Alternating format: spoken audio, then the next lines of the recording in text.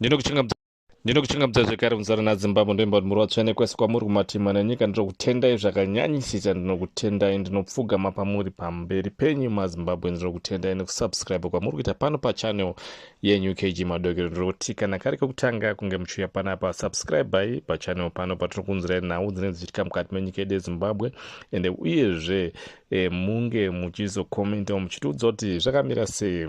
Totenda Zimbabwe. Ndisingakuwesere nguva Zimbabwe, da kuti tinenge tichitaura nenhau iyo yakataurwa navageza mazuva maviri apfuura. Vageza pavakataura ivo nhoroondo dzakasiyana siyana, asi zvakanyanya kubata news muzvivhirivhiri zvakasiyana siyana inhau yava Mnangagwa naWicknell Chivayo.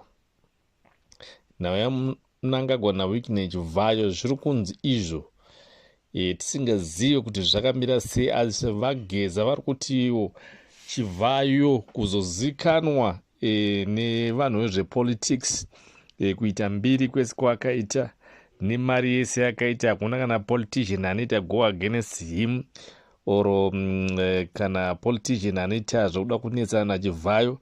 Hanzi Chivayo munhu akagara ari mune zvepolitics, kuno vanhu nemari vezvepolitics avo vaari kuita navo bonde, asi vari vanhu varume vari kunzi ivo vaari kuita navo bonde.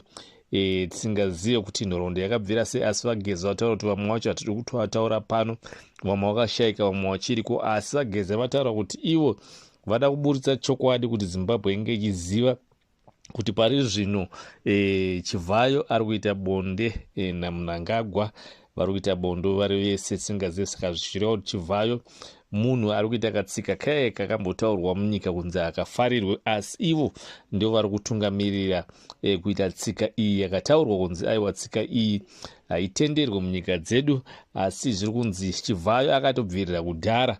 Ndisaka makaona akagara asina nyangwe akaita nyaya dzakaita sei kubva panguva yaNoah Mugabe, munhu aingogara achingosiyiwa akadaro. Zvinzi iye Chivayo munhu anoita izvozvi mabasa aya echihure,